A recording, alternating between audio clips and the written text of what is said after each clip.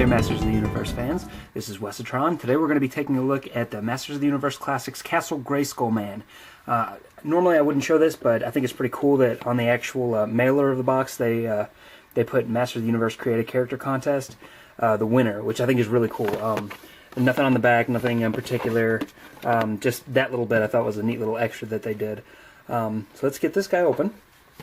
And here's the standard carded packaging for Masters of the Universe GrayskullMan, Castle GrayskullMan, and it's pretty much what you're used to seeing from Mattel, which is the Masters logo at the top, the green bricks and everything. And here at the bottom it says Heroic Embodiment of Castle Grayskull, and this is really neat. If you can see that, created by Daniel Benedict. Very nice touch by Mattel. I'm glad that they decided to add that. That's really cool. Back you've got the cross-sell for the other figures. And down here at the bottom, you will notice the profile of the character. So if anybody wants to check that out, you're welcome to. And that's it on packaging. Like I said, standard for Mattel. Let's get this guy open and see what he's made of.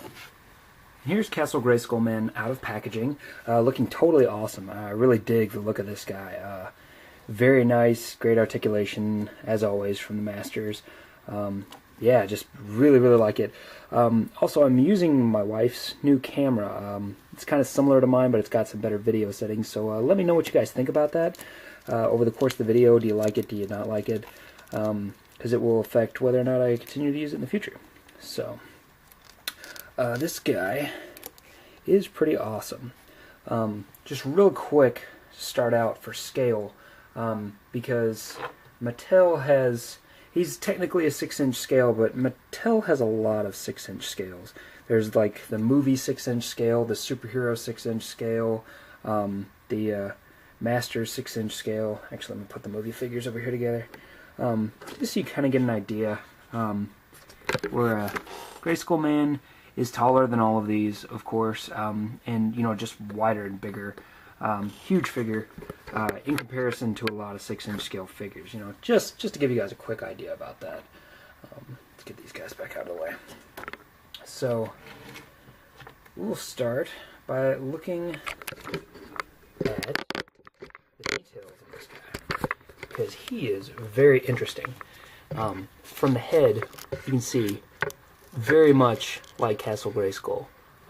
They did a great job on the paint, on the design, everything. You can see like the brick design here on his forehead for his crest. Very cool. The huge teeth that you're used to seeing, like in the maw of the Castle Grayskull drawbridge and everything. Very cool. Nice wash here on the hair. It's sort of a kind of a greenish yellow, almost like chlorine hair, but it's got some like nice white in there, like some platinum. It's very interesting. It makes it kind of look like an aged warrior. Very nice work on all of the brickwork and everything. I think these were the whiplash shoulders that they reused. Very cool. They did this great stony look that looks amazing. It really captures that idea of Castle Grayskull, sort of like the mortar between the bricks and everything. Very nice stuff. Dig this. So yeah, I like this. It did a nice little brass paintwork here on the shield and everything. The loincloth, the typical wash there. More of the kind of a grayish wash on the legs there, and of course the brick for the feet, and peg holes, of course, on the feet. Very nice look. Unfortunately, no place to store the weapons, which is a bit of a bummer because he does come with 2 separate swords. So first we've got this one. Unfortunately, they both say China on them, but they have a very cool design to them. They're identical, and I'm not sure if it's supposed to specifically reference anything. I'm not that big, that up on my Motuck lore, but they do kind of resemble the design of the power swords, and it could be that this is supposed to be representative of Skeletor's double sword from 200X. I'm not really sure, but it is kind of a purple and maybe a maroonish color. We've got green and blue on this one with silver highlights on both. Look very nice, and they stay in his hands well. And then of course his shield here has this really cool skull on the front with some, looks appears to be like feathers coming out of it. Very, very nice. Great detail on it. You know, there's a nice paint wash there, of course, as well. And it's a little on the cheap side compared to some of the other things, at least we've seen from Motuck, where it's just kind of, you know, on the backside kind of looks pretty lame. I mean, nothing's painted. There's nothing to cover this indentation here. You know, pretty thin, cheap plastic, but it looks good. There's a little bit of flex, just a little bit to it, so that it fits the wrist easily without bending anything out of shape. Yeah, this guy's pretty great. The only issue I've seen on mine, I know that these are supposed to be, you know, the black painted, but I so far haven't had much issue with mine on any of my figures, so that hasn't been a problem for me. But his left thumb is very strange. If you can see that, it's like twisted up.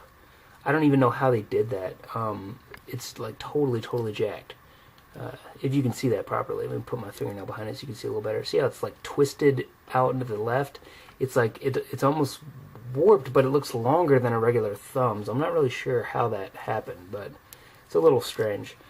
So that's really the only issue I've got. So articulation is standard for the line, of course. Ball jointed head, not much in the tilt. Very good on down. Back is limited because of the hair, which is very tough. This is very tough hair back here, so it's not going to move very easily to accommodate movement. Swivel hinge shoulders, of course, around and out about that far. Swivels in the biceps. Hinged 90-degree elbows there. New forearm pieces and everything, of course, very nice. Swivel wrists, just like everybody else. Hinged torso. This is a very rubberized piece here, and it's got a little, you know, see, there's a little freedom in there, so it's got plenty of room to move around. So I don't have any problems using the hinge. Swivel waist, swivel hinge, swivel hips, so they go forward, out to the side very far, and then swivel again right there at the top. Hinge knees go about 90 degrees. Swivel boot tops go all the way around, of course. They've got the new ankle style that doesn't have the exposed pin, and due to that style, they are very tight ankles, very, very nice. And his isn't as much prevalent as some, but he does have a little bit of an ankle tilt there. So not great ankle tilt. You know, he's not going to be like a contender for ankle tilt of the year or anything like that, but very nice. You know, it's doable. So this guy I paid $22 for from MattyCollector.com, and they have since on their Black Friday deals and everything. They knocked them down to like $15.40 or something. I should have picked up an extra one when that happened, but try to save a little bit of money for Christmas. So, but yeah, $22 is standard for the line.